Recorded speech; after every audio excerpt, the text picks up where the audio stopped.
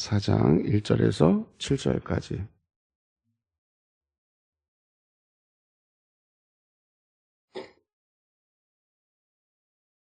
함께 한 목소리로 봉독하시겠습니다. 선지자의 제자들의 아내 중에 한 여인이 엘리사에게 부르짖어 이르되 당신의 종 나의 남편이 이미 죽었는데 제 종이 여호와를 경외한 줄을 당신이 아시는 바니이다. 이제 빚준 사람이 와서 나의 두 아이를 데려다가 그의 종을 삼고자 하나이다 하니 엘리사가 그에게 이르되 내가 너를 위하여 어떻게 하랴? 네 집에 무엇이 있는지 내게 말하라. 그가 이르되 계집종의 집에 기름 한 그릇 외에는 아무것도 없나이다 하니 이르되 너는 밖에 나가서 묻은 이웃에게 그릇을 빌리라. 빈 그릇을 빌리되 조금 빌리지 말고 너는 내 아들 두 아들 함께 들어가서 문을 닫고 그 모든 그릇에 기름을 부어서 차는 대로 옮겨 놓으라 하니라. 여인이 물러가서 그의 두 아들과 함께 문을 닫은 후에 그릇을 그에게로 가져오고 그는 부었더니 그릇에 다 찬지라. 여인이 아들에게 이르되 또 그릇을 내게로 가져오라 하니 아들이 이르되 다른 그릇이 없나이다 하니 기름이 곧 그쳤더라. 그 여인이 하나님의 사람에게 나아가서 말하니 그가 이르되 너는 가서 기름을 팔아 빚을 갚고 남은 것으로 너와 내 두 아들이 생활하라 하였더라. 아멘. 하나님 감사합니다. 이 새벽에 우리를 다시 부르시고 또 하나님 말씀 앞에 또 하나님을 찾는 은혜를 주시니 감사합니다. 하나님 말씀을 통하여 우리 심령을 새롭게 하시고 또 하나님의 자녀로 오늘도 하나님께 영광이 되며 기쁨이 되는 오늘 하루 살아갈 수 있는 능력을 허락하여 주옵소서. 이 시간 우리 하나님 함께 하시고 붙드실 줄 믿습니다. 예수님의 이름으로 기도하옵나이다. 아멘. 예수를 믿는다고 다 잘 되거나 다 건강하거나 다 모든 것이 형통한 것은 아니지요. 오늘 말씀은 하나님을 잘 섬겼고 또 하나님을 더욱 잘 섬기기 위해서 또 하나님의 선지자의 제자로 부름받아서 공부하던 중에 그 선지자의 제자가 죽게 되는 그런 일들 통해서 남겨진 가족들이 어려움을 겪게 되는 그런 이야기입니다. 하나님을 더욱 잘 섬기겠다고 했는데 왜 이런 고난이 찾아올까? 어려움이 찾아올까? 굉장히 의문스럽고 또 의아한 어떤 그런 상황들이 우리에게 다가오죠. 저도 예산에서 이제 처음 목회를 시작했을 때 제가 아는 분이 어떤 목사님이 교회를 짓는데 굉장히 어렵다. 그래서 그 교회를 한 1년 동안 왔다 갔다, 청양에 있는 교회인데 왔다 갔다 하면서 한 10개월을 같이 교회를 이렇게 지었던 기억이 있습니다. 그런데 얼마 지나지 않아 그 목사님이 암으로 돌아가셨어요. 그러니 저에게 굉장히 충격이었습니다. 저희 아내도 굉장히 충격적으로 그걸 받아들였어요. 아니 교회를 다 지어놓고 얼마 안 있어? 그렇게 힘들게 교회를 지어놓고 하나님 왜 불러가시는가 하는 그런 의문이 이렇게 저도 많이 들더라고요. 그러나 하나님은 하나님의 뜻이 거기에 있는 줄 믿고 또 바라보게 되면서 또 사모님을 통해서 또 사역을 놀랍게 하시는 것을 또 제가 또 보았습니다. 이처럼 우리가 생각할 때 왜 이런 고난이 올까?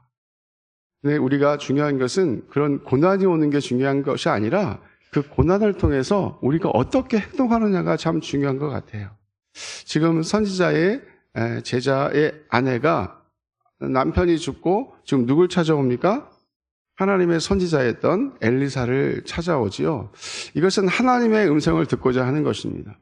하나님을 바라보기를 원하는 것이죠. 우리가 어려움이 올 때 대부분의 사람들은 자기의 경험이나 자기의 지식이나 자기에게 힘을 줄 수 있는 사람을 찾아가게 되어 있기 마련입니다. 그것을 통해서 이 어려움을 극복해 가려고 하지요. 그러나 하나님을 믿는 하나님 백성은 하나님 앞에 서야 될 줄로 믿습니다. 하나님을 찾고 하나님을 바라보아야 하는 것이죠. 어떤 상황들이 생겼을 때 정말 막막하고 힘들고 어려울 때 우리는 주님을 찾아야 될 줄로 믿습니다. 물론 그러기 전에 하나님과 늘 좋은 관계를 맺어야겠죠. 하나님과 교제하고 하나님을 바라보고 하나님을 의지하는 그런 삶을 살아가야 하지만 대부분의 많은 사람들은 그럴 때에는 정말 하나님을 찾기보다는 주변의 것들을 의지하고 바라보며 이렇게 살아가기도 한다는 것이지요. 그러나 어쨌거나 오늘 이 선지자의 제자 아내는 하나님의 선지자였던 엘리사를 찾아갑니다. 지금 우리가 죽게 되었습니다. 지금 빚준 사람이 나의 두 아들을 데려다가 종을 삼고자 합니다. 이제 남은 것이 없어. 이제 죽게 되었습니다. 라고 그에게 묻습니다. 그럴 때 선지자가 묻지요. 엘리사가 묻지요. 너에게 가지고 있는 것이 뭐냐? 너희 집에 있는 것이 무엇이냐? 라고 묻습니다. 우리는 대부분 어떤 것을 찾죠? 없는 것을 찾습니다. 이것도 없고 이것도 없고 이것도 없습니다. 어떻게 할까요? 이렇게 묻습니다.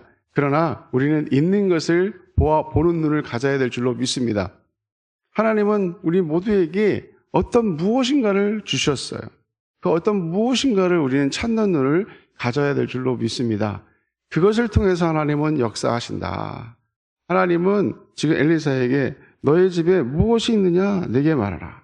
이렇게 물었을 때에 지금 앞에는 계속 나 이것도 없고 저것도 없고 빚이 많아가지고 지금 두 아들과 지금 죽게 생겼습니다 라고 했지만 그가 이제 엘리사가 물었을 때 자기가 가지고 있는 것이 무엇인지를 보았지요. 무엇이 남았습니까? 집에 기름 한 그릇 외에는 아무것도 없습니다. 한 그릇이 있다는 거예요. 그리고 또 아무것도 없다는 거예요. 참 어렵죠. 근데 그 기름 한 그릇이 있습니다. 이렇게 묻습니다. 하나님은 우리가 가진 것을 통해서 다시 역사하시는 거예요.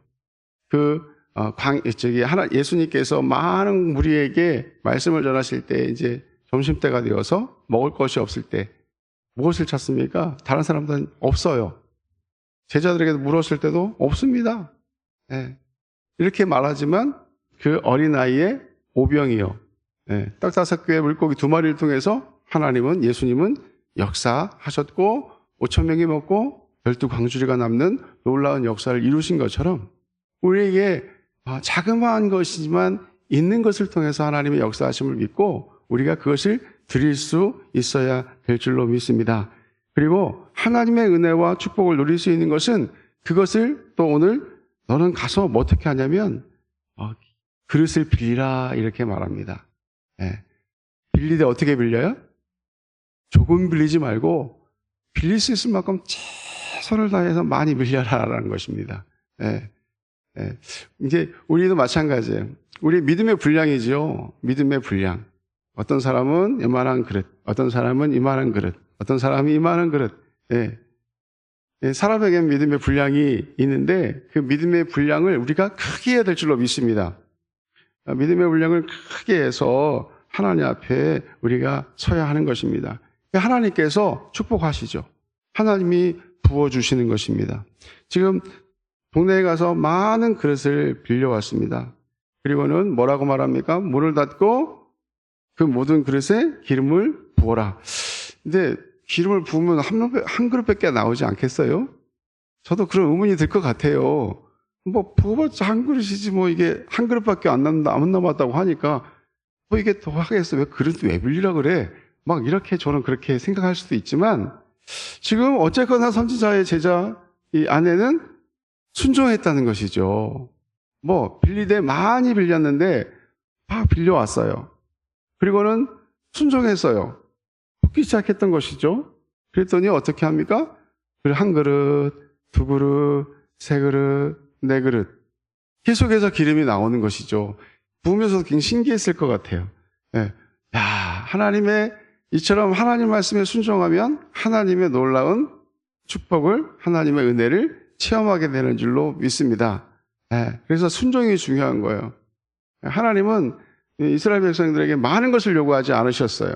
하나님을 사랑하고 그 말씀에 순종하기를 기뻐하셨다. 이렇게 말씀하고 있습니다. 우리가 하나님 말씀 앞에 늘 순종하는 삶을 살아야 될 줄로 믿습니다. 근데 이게 쉬운 일이 아니라는 거예요. 이게 결코 그냥 우리가 그냥 할 수 있다라고 생각을 하지만 막상 그런 일들이 있으면 참 순종하기가 쉽지 않다는 것이죠. 어쨌거나 이 선지자의 생도 안에는 그 말씀에 순종했더니 놀라운 기적을 그는 맛보았습니다. 그 아들도 그것을 맛보게 된 것이죠. 계속 붓고 부었을 때에 어떻게 합니까? 그 그릇에 가득 차게 된 것입니다. 더 이상 이제 빌려온 그릇이 없게 되었지요. 그래서 더 이상 이제 부을 그릇이 없으니 하나님은 거기서 그 하나님의 역사가 맞춰지는 것입니다. 그러니까 우리가 믿음의 분량을 넓게 해야 되는 거예요. 할 수 있는 한 넓게 눈을 넓게, 그리고 내게 있는 것이 무엇인가를 바라볼 수 있는. 우리는 있는 것보다는 없는 것을 찾기를 더 좋아합니다. 이 사람의 심령은 이상하게 이게 재성이 있죠. 재성이 있어서 자꾸 없는 거, 부정적인 거, 이런 것들에 눈을 더 많이 돌려요. 그래서 저는 할 수 없습니다. 저는 없습니다. 못합니다. 안 됩니다. 이런 말들을 더 우리는 잘 합니다. 그러나 우리는 할 수 있습니다. 있습니다. 왜 그렇게 말할 수 있죠? 하나님이 우리 아버지 되시기 때문에, 하나님이 우리를 도우시고 붙드시기 때문에 우리는 그렇게 말을 해야 하는 것입니다. 우리 입방정이라고 보통 얘기하잖아요. 아이고, 말을 왜 저렇게 하지? 말을 잘해야 하는 것이죠. 말을 잘해야 되는 것입니다. 우리가 주님 앞에서 주님이 우리 아버지 되시고, 그래서 우리 그리스도인들은 이렇게 마음에 이렇게 어려움이 온다 할지라도 그것이 병으로 가면 안 된다고 생각해요. 왜냐하면 하나님을 믿는데. 그래서 우리가 하나님을 바라보고 우리가 부족한 것에 집중하지 아니하고 하나님을 바라볼 수 있는, 그럴 때 하나님은 그것을 통해서 귀하게 역사하신다. 오늘 이 말씀을 우리가 생각하면서 오늘 제목도 빈 그릇에 채우신 하나님의 능력과 사랑이라고 했는데, 우리가 이런 어려움이 왔을 때 주님을 바라볼 수 있는 눈, 그리고 하나님께 주신 것이 무엇인가 바라볼 수 있는 눈, 또 그 말씀에 순종할 수 있는 삶이 될 때 하나님은 그것을 통해서 놀랍게 역사하신다. 오늘도 이 말씀 기억하면서 하나님 저에게 주신 것이 무엇입니까? 하나님 이것을 놀랍게 사용하여 주옵소서. 그래서 하나님의 영광으로 기쁨으로 오늘 하루도 쓰임받는 제가 될 수 있도록 축복해 주소서. 이렇게 기도하는 저와 여러분 되어야 될 줄로 믿습니다. 함께 이 시간 기도하겠습니다. 금방 말씀드린